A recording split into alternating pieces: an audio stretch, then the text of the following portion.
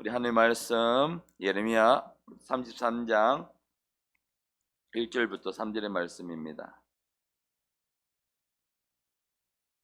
예레미야서 33장 1절에서 3절의 말씀입니다.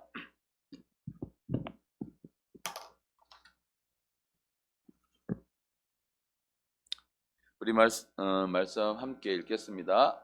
예레미야가 아직 시위대 뜰에 갇혀 있을 때에 여호와의 말씀이 그에게 두 번째로 임하니라. 이르시되 이를 행하시는 여호와, 그것을 만들며 성취하시는 여호와, 그의 이름을 여호와라 하는 이가 이와 같이 이르시되 너는 내게 부르짖어라. 내가 내게 응답하겠고 내가 알지 못하는 크고 엄밀한 일을 내게 보이리라. 아멘.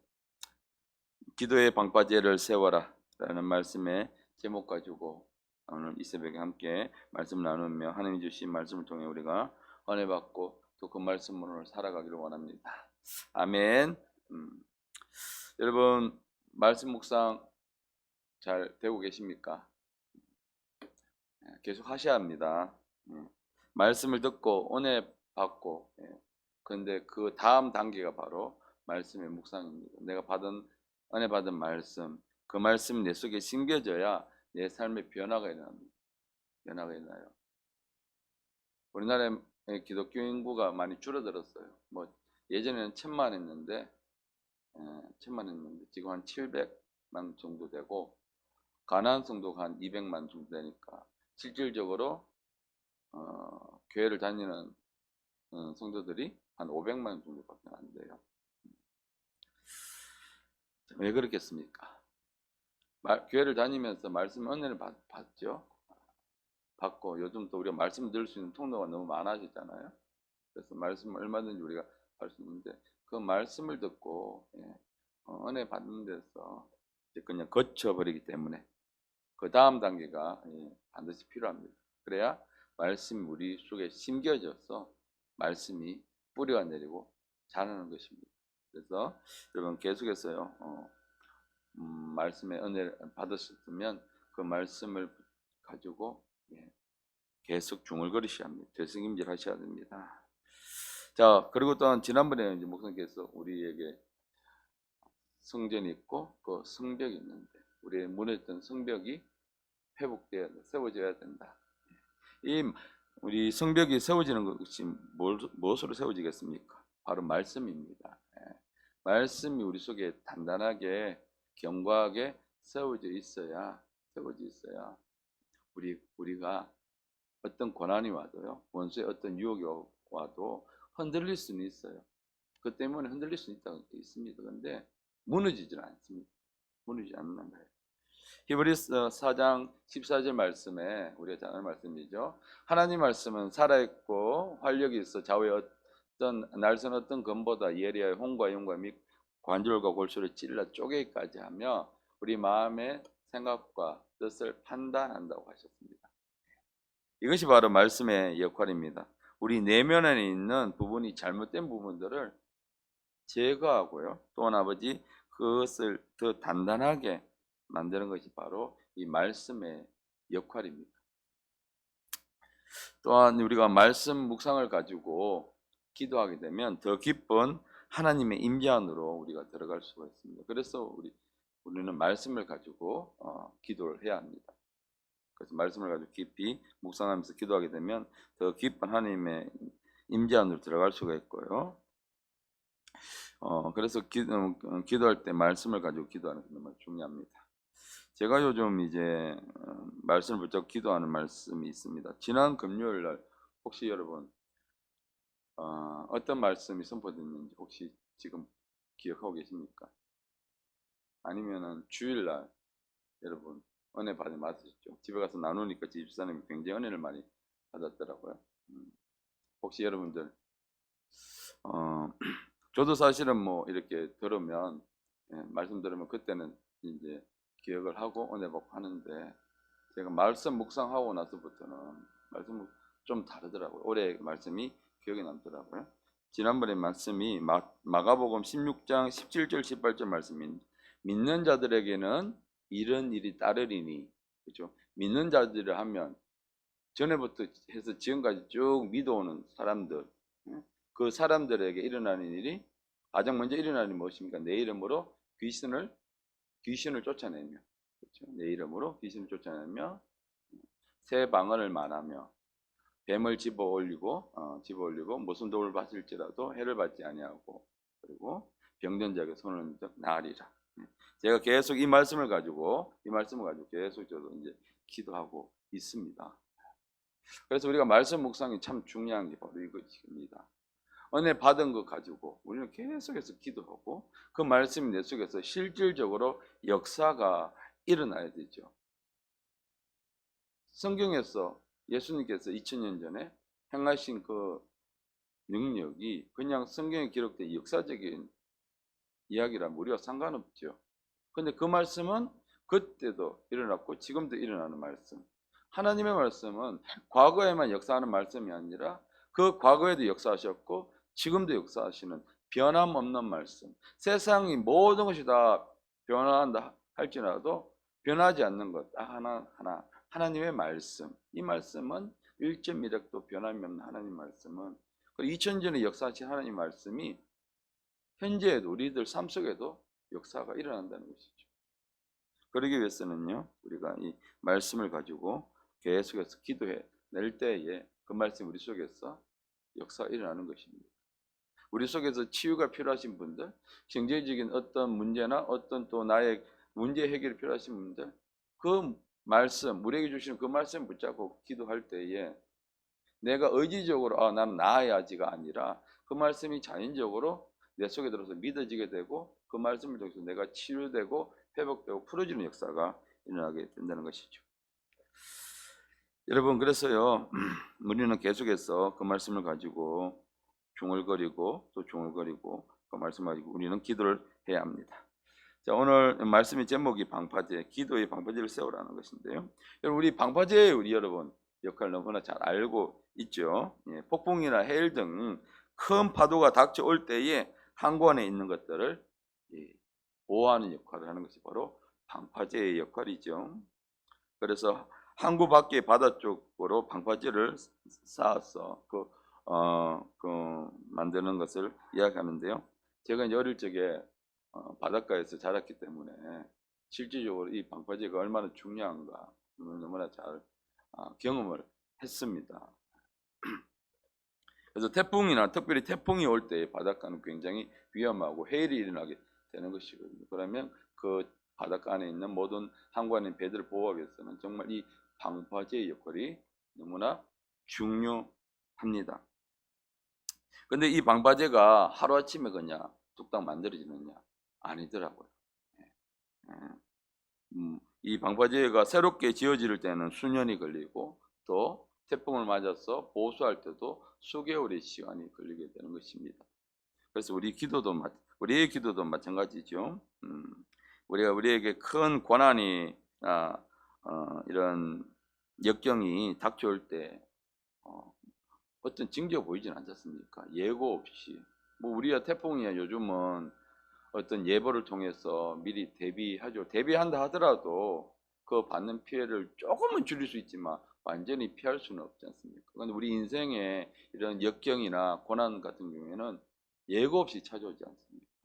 그 예고 없이 찾아오는 이 역경의 파도를 막을 수 있는 길은 바로 우리의 기도인 것입니다. 그래서 우리가 기도의 방파제를 굳건하게 세워놓게 되면 고난이 없어지는 것은 아니죠. 방파제를 세워놨다고 해서 태풍이 없어지는 건 아니지 않습니까? 마찬가지입니다. 우리가 기도를 한다고 해서 고난이 없어지지는 않지만 최소한의 피해를 하면서 우리 극복할 수 있는 그런 것이 바로 방파제의 역할이라는 것이죠. 여러분, 전 세계적으로 지금 우리가 이제 추석에 개인과 우리 친척들을 만나는 위해서 기도를 하고 있죠. 그런데 우리가 또한 나라를 위해서 여러분 기도를 해주셔야 합니다. 지금 전 세계적으로 일어나고 있는 것이 성혁명이라는 파도가 전 세계를 지금 덮치고 있습니다. 무엇인가 이게 동성애 파도입니다. 이미 미국과 유럽 국가들은 여러분 이미 이 파도에 완전히 속절없이 무너져 있습니다. 미국의 교회들, 또 영국의 교회들. 그래서 미국이나 영국에서 길거리에서 복음을 전하게 되면 붙잡혀 가게 돼요. 영국은 좀 더 심하고요. 지금 독일의 경우에는요, 어떤 일이 변하고 있냐면 유치원 때부터 동성애를 의무적으로 가르쳐야 됩니다. 그리고 유치원 때부터 성인들이 하는 성행위를 가르쳐야 합니다. 이 기독교적인 가치관이 무너진 지가 너무 오래됐습니다. 예. 좀 전에 말했던 영국도 마찬가지죠. 이 도시에 가게 되면 온 나라가 동성애 깃발을 걸지 않으면 안 돼요. 내가 기독교인인데 의무적으로 네 가게 앞에다가 동성애를 옹호하는 깃발을 걸어야 합니다. 그래서 심지어 길거리에서 영국에서 복음을 전하게 되면 범법자가 됩니다. 범법자. 이게 바로 성혁명입니다. 교회에서는 동성애를 죄라고 더 이상 설교를 할 수가 없습니다. 만약에 설교를 하게 된다, 그러면 수천만 원의 벌금을 물어야 됩니다. 이게 벌금이 몇만 원의 과태료 수준이 아니고요. 벌금과 함께 그 동성애 당사자에게 또 손해배상을 해줘야 합니다. 이 성혁명은요, 이 성혁명의 진짜 의미는 뭐냐 그러면 성의 결정권은 누구에게 있습니까? 성경에는 하나님께서 결정하십니다. 남자와 여자. 그런데 성혁명은요, 성의 결정권은 본인 자신이 가지는 것입니다. 내가 오늘 남자이고 싶으면 남자가 되는 거고요. 내가 오늘 기분에 따라서 나는 여자이고 싶다. 그럼 여자가 되는 거예요. 여러분 오늘 남자 되고 싶으면 남자 하시면 돼요. 이게 지금 어디서 일어나느냐? 독일에서 일어나고 있습니다. 영국에서 일어나고 있습니다. 미국에서 일어나고 있습니다. 이 큰 파도가 지금 온 세계를 덮치고 있습니다. 물론 우리들의 문제가 있어요. 우리들의 가정의 문제도 있고 자녀들의 문제도 있습니다. 그런데요, 이 큰 파도가 지금 대한민국에까지 덮치고 있죠. 있는데 우리 차별금지법이 완전히 이제 통과되어 버리게 되면 여러분, 우리 전도하면 안 돼요, 여러분. 나가서 교회 안에서 뭐 예배는 드릴 수 있지만 이런 이야기가 선포되게 되면 저는 감옥에 가야 됩니다. 목사님은 감옥에 가야 됩니다. 죄를 죄라고 더 이상 이야기하지 못하면 세상은 어떻게 되겠습니까? 죄를 더 이상 죄라고 이야기를 할 수가 없게 되는 것입니다. 비단 동성애뿐만 아니에요. 모든 부분에 대해서 죄를 죄라고 우리는 이야기해야 되겠죠. 성경에서 말하는 모든 것들이. 여러분, 이 동성애의 뿌리가 그래서 나이와 상관없이요, 자기 의사에 따라서 성관계를 할 수 있는 것이 성혁명입니다. 유치원생들도 이제는요, 독일에서는 자기 의사에 따라서 성관계를 할 수 있고요, 그걸 부모가 제지를 못합니다. 끔찍하죠.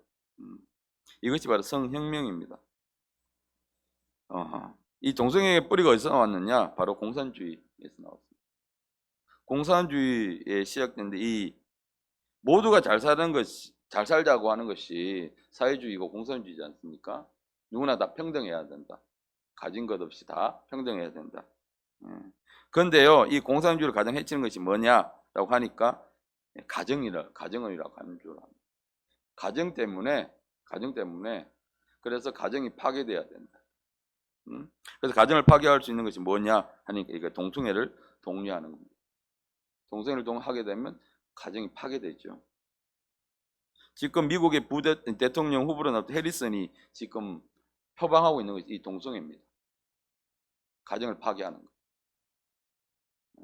뭐 여러분, 트럼프가 온갖 나쁜 것을 막 우리가 언론에 나와고 죄도 있고 이야기해주고, 근데 그는 하나님의 가치관 앞에 서서 그가 추구하는 것이 바로 성경으로 돌아가자. 여러분 기도해 주셔야 합니다. 11월 달에 미국에 대선이 있는데 중요합니다.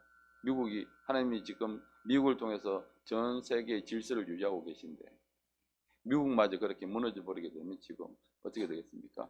예, 온 세계가 공산주의로 완전히 이제 전체주의로 물들게 되겠죠. 그래서 여러분 기도를 해주셔야 합니다. 이렇게 큰 파도가 전 세계를 덮치고 있는데 우리나라도 지금 엄청나게 심각합니다. 문제가 심각합니다. 수차례 지금 민주당에서는 이 동성애 차별금지, 포괄적 차별금지법을 발의하려고 지금 지난번까지 해서 모두 폐기됐지만 또 역시 발의하려고 지금 준비하고 있고 끝까지 시도를 하고 있습니다. 여러분 그래서 우리가 이거 기도해 주셔야 되고 지금 우리가 기도의 이 방바제를 더 높이 쌓았어요. 정말 이 성령이라는 엄청난 파도를 우리가 기도를 통해서 막아내야 합니다.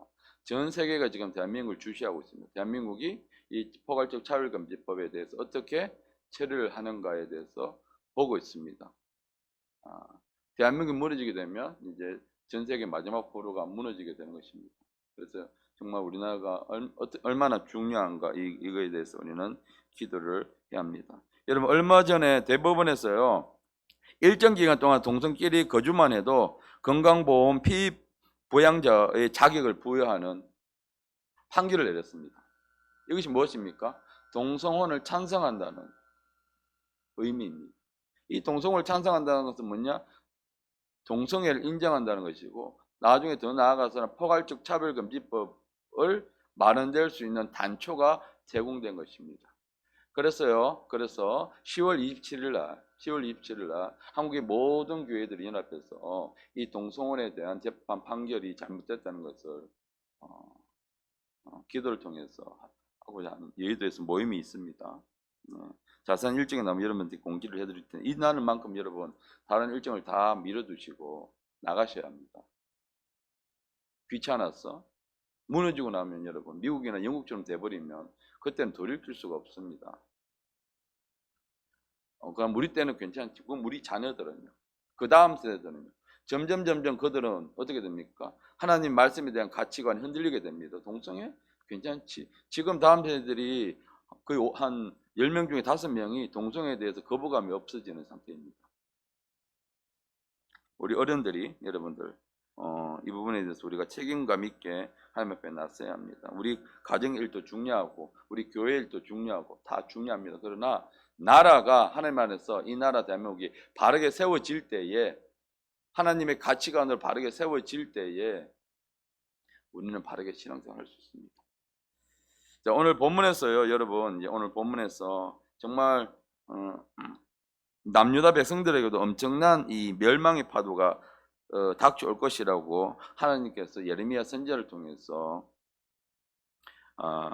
그들에게 선포하라고 말씀을 주셨습니다.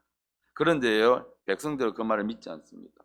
지금과 똑같습니다. 이런 성혁명의 파도가 엄청나게 몰아치고 있는데 대부분의 기독교인들은 누군가 하겠지. 뭐 지금 그렇게 심하지도 않는데 라고 그냥 안주하고 있습니다. 지금 이스라엘 백성도 마찬가지. 예레미야가 너희 나라 망해. 너희들이 그렇게 우상숭배하고 하나님을 떠나있기 때문에 하나님이 나에게 말씀을 주셔서 망한다니까. 그러니까 정신을 차리고 회개하지 않으면 나라가 망해 라고 하나님 말씀을 받고 예레미야가 그렇게 이야기를 하도 아무도 믿지 않았습니다. 예레미야서 32장 3절 5절 말씀에 그 말씀입니다. 예레미야가 그가 예언하기를 여호와의 말씀을 보라 내가 이 성을 바벨론 왕의 손에 넘기리니 그가 차지할 것이며 유다 왕 시드기야는 갈다인의 손에서 벗어나지 못하고 여기서 갈다인은 바벨론 이야기합니다. 반드시 바벨론 왕의 손에 넘긴 바 되리니 입이 입을 대하며 말하고 눈이 서로 볼 것이며 그가 시드기야를 바벨론을 끌어가리니 시드기야는 내가 돌볼 때까지 거기 있으리라 여호와께서 이와 같이 말씀하셨느니라 너희가 갈다인과 싸울지라도 승리하지 못하리라 하셨다 하더니 유다 왕 시드기야가 이르되 내가 어찌하여 이같이 예언하냐 하고 그를 가두었더라.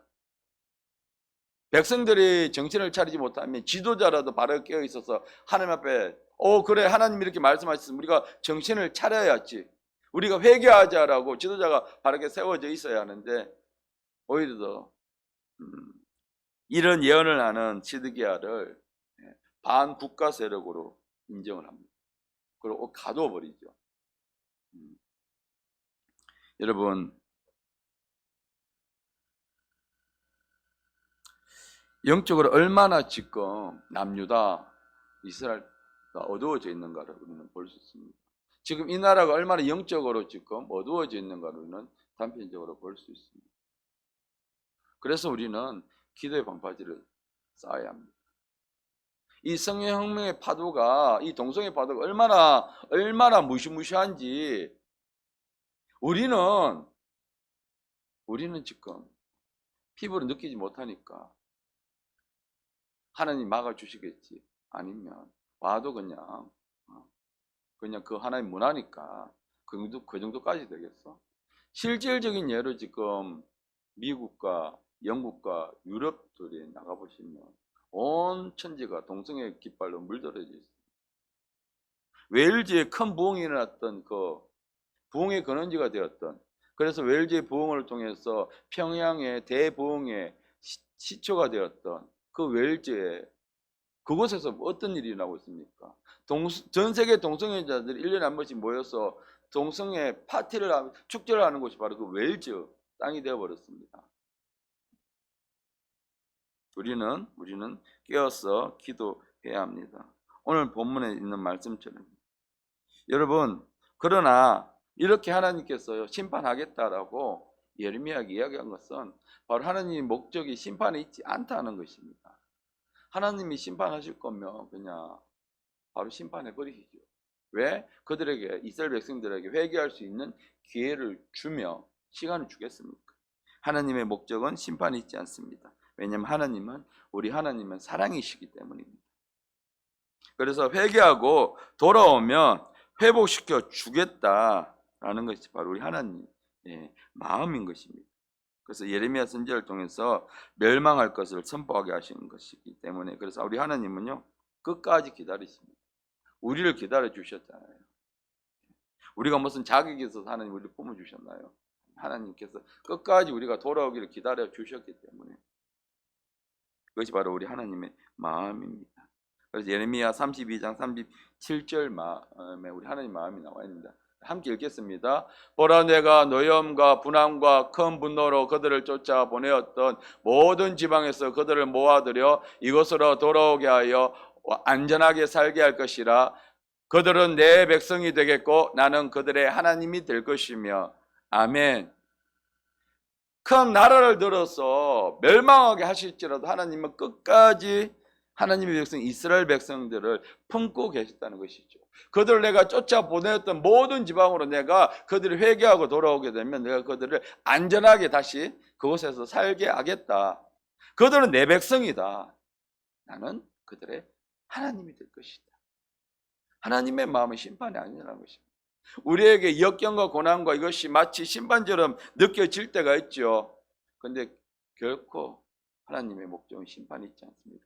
우리를 징계함에 있지 않습니다. 우리를 그렇게 고난 가운데 허락하시는 이유는요, 돌아오라고, 나만 바라보라고, 나만 의지하라고, 내가 도와주고 내가 너를 일으켜 줄 테니까 나만 보라고 하는 것입니다. 호세아스에 보면 호세아 선지자에게 하나님 고멜이라는 여인과 결혼하게 합니다. 호세아스가 바로 이스라엘 백성, 우리와 하나님의 관계, 하나님을 떠나 있는 그 백성들과 하나님의 관계를 비유적으로 나타내는 말입니다. 그 고멜이라는 여인이 누굽니까? 몸을 팔았어. 생활하는 여자입니다. 창녀라는 것이죠. 근데 하나님이 호세아 선지자에게 그와 결혼하라고. 멀쩡한 남자 같으면 어떻게 그런, 죄송합니다만 비하는 아닙니다만 상식적으로 생각했을 때 결혼할 수가 있겠습니까? 근데 결혼하지. 근데 그러면 과거를 청산하고 회개하고 잘못을 뉘우치고 그래왔던 삶을 완전히 정리를 하고 건강한 가정을 꾸리면 되는데 고멜이라는 여자는 그러지 하지 않습니다. 다시 또 나갑니다. 그럼 다시 자기를 버리고 나간 그 고멜을 하나님 또 호세아에게 다시 데려오라고 이야기했죠. 그 마음이 바로 하나님의 마음입니다. 끝까지 포기하지 않으시는, 우리가 한눈을 팔고 우리가 간음을 한다 할지라도 하나님은 끝까지 우리를 지키시는 그분이 바로 우리 하나님이시라는 것입니다. 그래서 우리 여러분, 우리는 육신을 입고 있기 때문에 우리 뭘 해야 됩니까? 기도해야 합니다. 우리는 기도해야 되고 우리는 기도의 그 방파제를 쌓아야 합니다. 그래서 오늘 33절 말씀에 하나님께서 우리에게 하시는 말씀이, 너는 내게 부르짖어라 내가 내게 응답하겠고 내가 알지 못하는 크고 엄밀한 일들을 내게 보이리라. 여기에 부르짖으라는 것은요, 말 그대로 소리내서 기도하라는 뜻도 있고요, 또 하나님을 신뢰하라는 뜻도 있습니다. 부르짖는데, 우리가 기도하는데 하나님을 신뢰하라는 것입니다. 나를 신뢰하라. 나를 신뢰하고 나를 부르게 되면 내가 너에게 응답하겠다. 하나님의 응답하시면 우리가 믿고 기도할 때 응답이 주어진다는 것입니다. 그냥 우리 하소연 하듯이 최후의 보루로 와서, 물론 그렇게 기도할 수도 있습니다. 근데 그런 기도가 아니라 하나님만을 의지하고 하나님만이 내 문제를 해결할 수가 있다. 하나님을 의지하고 우리가 하나님 앞에 부르짖을 때 하나님 응답해 주시고요. 그리고 나서 하나님은 말씀하십니다. 크고 엄밀한 일, 크고 엄밀한 일. 사람의 생각으로는 이해할 수 없는 아주 위대한 일들. 여기서 말하면 유대의 회복을 이야기하는 것이겠죠.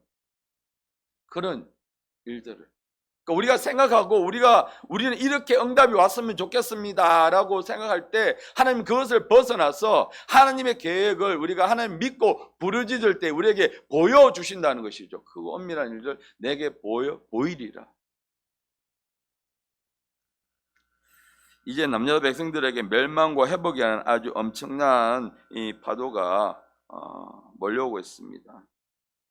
우리에게도 마찬가지입니다.